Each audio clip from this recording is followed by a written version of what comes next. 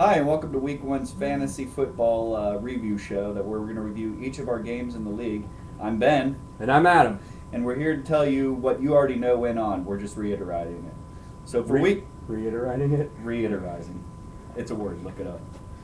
So here we are. We're going to go through each of the games. Just a real quick synopsis. The first game we're talking about Brady Quinn, Medicine Woman versus Cedric Benson's Jailhouse Shank.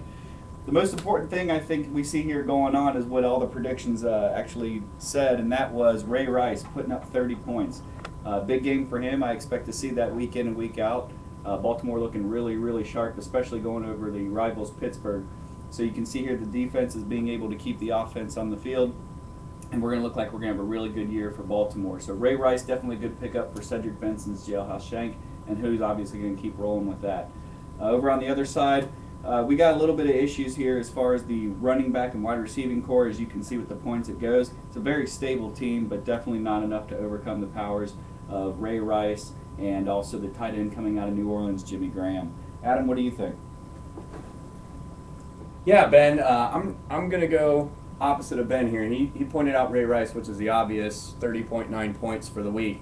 I'm gonna go with the two wide receivers for Jailhouse Shank, Johnson and Williams, 19 and 13 points respectively, with Sean Green giving Shank the old shank in the jailhouse 3.8 points, and the Steelers D, they need Medicine Woman real bad at negative 2 points for the week. So we're gonna move on to our next matchup, which is Balls of Steel versus Shut the F Up. And you'll see here, the big scorers are the quarterbacks for each team, 26.1 for Aaron Rodgers, Drew Brees, 34.3. The big hitter was Kenny Britt, going for touchdowns all day. And Ben, what do you got on this one?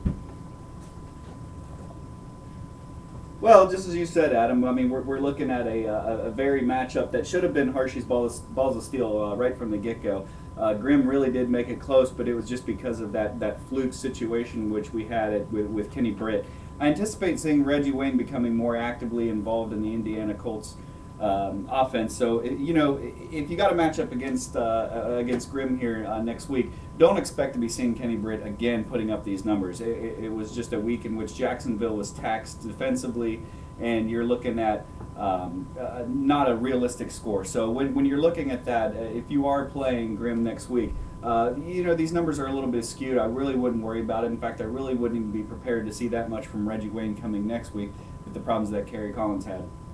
When we look over on the other side, Hershey's Balls of Steel, what you got here is Drew Brees. That's going to be pretty atypical. You are going to see between the 20 and 30 point range, though, on a regular basis. So this is not something that that is going to be a fluke as far as that goes. You are looking at a lot of stock here on this team in which he has put a lot into the Green Bay Packers.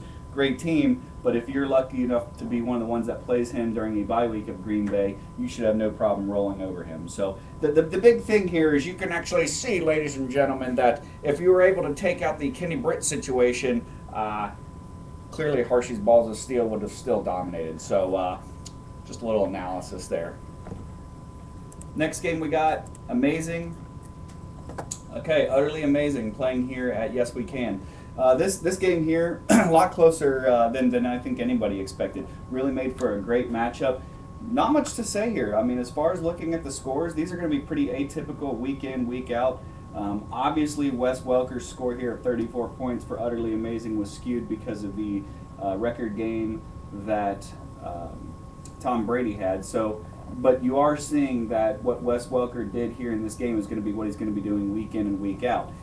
They added Ocho Cinco over the offseason. That still proves that Wes Welker is his number one man, so you're not seeing any difference there. Other than that, you're looking at scores that are going to be pretty atypical for these teams, probably looking in the 90 to 110 point range. So I don't see anything that really stands out in this matchup here. Adam? Wes Welker rumbling, tumbling for touchdowns. You know what, guys? It's real easy on this one. You take away Wes Welker's points, she doesn't win. So, that's just all I have to say about that. We're going to move on.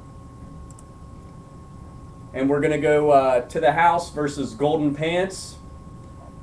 And I'll actually call myself out in the fact that I got lucky with Aaron Hernandez scoring 21.8 points.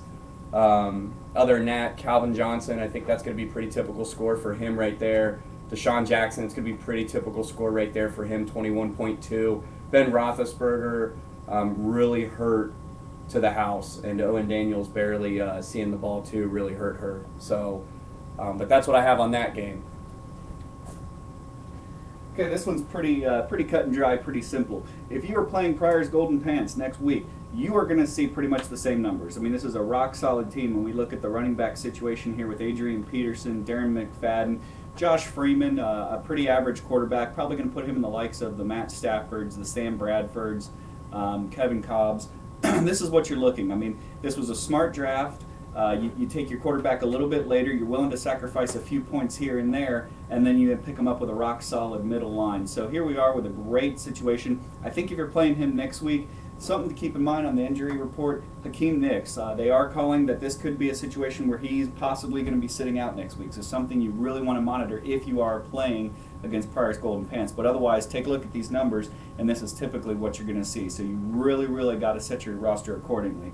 Over here onto the house side, Ben Roethlisberger, don't freak out and don't be thinking that when you play him, these are going to be the points that you're going to be able to put up against him. I mean, he was playing the #1 defense in the league, and you're actually looking at everybody looking up at Baltimore being the AFC North champions this year, and this is the reason why. So don't be looking at that and getting excited. This is probably a low number for this team. The only thing that's going to concern me that you really are having a good opportunity to take some points in the lead on is going to be Percy Harvin. Minnesota's really hurting this year, and they're actually going to be at the bottom of the pile looking up, as well as Green Bay played, as well as Chicago played, as well as Detroit played. So they're actually at the bottom of the pile looking up in their conference, and what I would actually say is Percy Harvin is definitely somebody that would have to be looked at as being switched out and things like that. So you have a real good chance of taking to the house as far as that goes. But as far as Pryor's Golden Pants, you really want to take a look at this because this is going to be pretty much average for week in and week out. Okay, real quick, this here was probably the worst matchup out of everything. This was the lowest scoring game, and actually, and this is pretty atypical. I mean, we're looking at Matt Stafford. This is again we put him in the likes of Kevin Cobb, and we looked at Sam Bradford, Josh Freeman, which we just did. This is going to be probably where you're going to see him between the 18 and 25 point range. Looked really sharp against the Tampa Bay defense that was supposed to put up there a lot of completions. And the thing is that he stayed healthy, which is definitely a good sign. We have some issues here with Chris Johnson. He's going to be a fluke.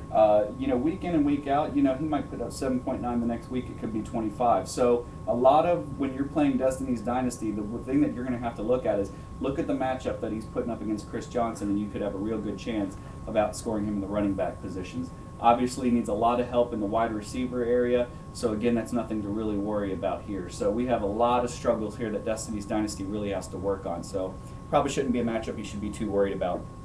The other thing I'm going to look at right here, Cowboy Tobacco Spitters putting up the points where they needs to be. Mojo, that's pretty typical of every week in, week out. Same with Phillip Rivers, a big throwing quarterback. LeGarrette Blount, a little worried about his low numbers there. Hopefully that comes back. Santonio Holmes, pretty typical, and Des Bryant looked really sharp. So not much here to say here. Adam? Guys, Destiny's Dynasty really needs wide receiver help, which is why the trade happened between him and Jailhouse Shank for Anquan Bolden. Right here you'll see Jeremy Maclin 2.5, Pierre Garçon 5.4. Those are going to be the really weak areas. He's also really invested in the Lions. He has the quarterback and the Lions defense, and now that he no longer has the running back, Javad Best, he's kind of spreading his team out a little bit, which is good, which is what you want to see. Again, like Ben said, LeGarrette Blount, a little shocked by his numbers this week, but I figure he'll be about a 10 or 11 point a week running back. You got to watch out for Des Bryant since he did hurt his hamstring, and last year he broke his leg on a kickoff return, so they're gonna really watch how far he is. So our last matchup is gonna be Guns versus Shockers. Pop's Guns versus Shockers.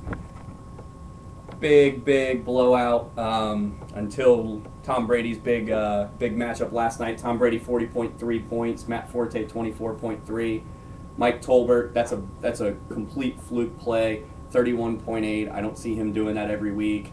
You have Michael Vick with 22.7, Mark Ingram with 4. That was kind of a shocker. I figured he would go a little bit higher.